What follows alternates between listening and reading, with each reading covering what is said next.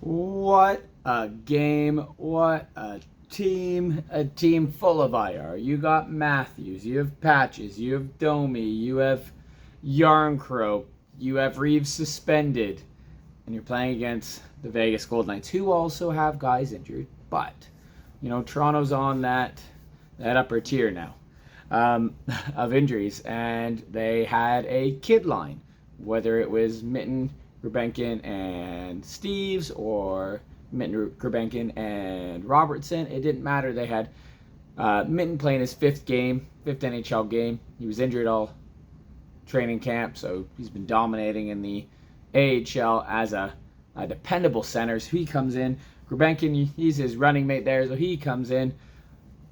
Steves gets another chance. Robertson stays in the lineup, and you've got Mitch and McMahon and Tavares working together, and Willie and Nyes and Holmberg, because Kampf is on the IR as well. And then Joseph Wall in net, and the Leafs win 3-0 against the Vegas Golden Knights. And this game it's a game of, Vegas took it to the Leafs early on and often. They doubled them up on shots. The shots were into what? It was 23 to 11 at one point. The Leafs, it took what felt like an entire period to even get a shot on goal. And Joseph Wall was solid. He didn't have to make any insane saves. He was just solid. And I don't think we are going to appreciate his effort in this shutout, because it was just smooth sailing for him. He was tremendous, because you won't be able to remember this amazing big diving save. It was just simple hockey. A post. It was a bit scary because there was a post that beat him early on. I'm like, oh, he might be a bit shaky, and then just solid. I'll just kick out the right pad. I'll just blocker this. Okay, glove cover. It was great. So shout out for Joseph Wall, which is huge because we have Wall, we have Stolars. What a combo. And then you have guys like William Nylander, who was just flying out there tonight. And who does he feed? Fraser Minton for his first ever NHL goal. And he celebrates, hands in the air, yep, I'm here. And are we going to jump at the fact that Fraser Minton is the perfect candidate for a 3C for Toronto? Yes. Are we going to overhype it? Yes. And who cares? Give the kid his flowers. He's been playing great. Go for it. I saw tweets all the time be it was a picture of Trey looking at his phone and just texting Marley saying, hi, you're not getting Fraser back ever. And I'd be fine with that if he plays like that, for sure. I thought he was great. Gurbenkin, his skating, I was his first little rush with the puck, I was wow, he's very choppy skating. And then I didn't notice the skating anymore after, because it was just hard hits and a body. Should he have been in the penalty box for his hit from behind on Theodore? 100%, yes. That was a bad hit. But, he was pushing off guys. Guys were trying to hit him. He was right in the muck of it, and I loved it. Robertson almost had a chance to score after Gurbenkin, after the hit from behind that wasn't called. He looked okay. He had a few, issues. There's one shift where he struggled to, it was twice he failed to get the puck out. And I was oh no, Chief is going to sit him now. But he was out there again a minute and a half later. I was okay, good. Yeah, give him these opportunities. This game was a game where if Toronto lost 3-0, we would have been yeah, fair play. But instead you had Minton scoring, which was absolutely huge. You also had, Willie pass up on a 2-on-1. He tried to pass to Holmberg for Holmberg's first goal, and it got deflected away by Hannafin, who's a great defenseman, to be honest with you. But then the other way, Toronto gets a switch period or whatever. On a power play, they've got great chances. It's a counterattack by Vegas. Frickin' Minton just flying, just trying to put pressure on the guy who's about to get the puck through the pass, and he does. The guy misses the net. It goes the other way, and it's William Nylander and Mitch Marner, and Marner has the puck at the blue line. He goes, here, Willie, take it now. At the blue line, which is smart because Willie's on his strong side. He's looking. Is he going to pass? He's not passing. He scores to make it 2-0. His 13th of the year. Awesome. Is he worth his money? Yes. Is Mitch Marner going to be worth his money? Yes. That makes it 2-0. And then the Leafs shut it down. And Holmberg scores his first of the year in an empty net. And it's great. 3-0 win. The big thing out of this whole thing is, when Ryan Reeves hit Darnell Nurse, it was terrible, and he got his 5 in a game, and he should have been out of there, and I think he probably should have gotten like 10 games instead of 5 games suspension.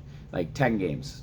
Like, get that out. Like, you are in control of your body, right? Or if you're not, and you make a mistake, there's consequences, and there should be major ones. Tonight, what pissed me off was the Sportsnet panel. There was 2 of the 3 guys, like Armstrong was one of them, who said the hit on Matt Nyes by White Cloud was a good, clean hockey hit. I don't know what the rule book is, so maybe I'm a total duff here. But when you watch the replay, his momentum carries him in the air, so that's bad. Sure, part of his body hits Nyes' like shoulder, chest area, but that was like the lower arm elbow. The shoulder's point of contact was the head. And when they say, well, there was no head contact or no penalty, why did Nyes then have to go to concussion protocol? And why did Nyes not return in the game if he didn't get hit in the head? So that just confuses me. Like, make up your mind. For me, just call it. Just like, I forget what the guy on the panel who said, like, in this instance, just give no suspension or anything. Just give him the 5, get him out of the game, and just set a precedent that this can't happen in the NHL. And I know they're talking about, like, guys are now more comfortable, like, skating with their heads down, whatever else, because not worried to being hit. They shouldn't. Injuries, guys. CT, who gives a crap? Like, I know, like, I love a big hit. My wife is a big fan of, like, hits and all that stuff, fighting. But at the same time, do you want McDavid to get cracked in the head and to just cease playing? The best player of this generation, the 4th fastest to 1,000 points. Like, a guy like that, due to something like this. Like, we lost Crosby for Crosby should, how many points does he have now? Like 1,600? He should have another, 150, 200 points?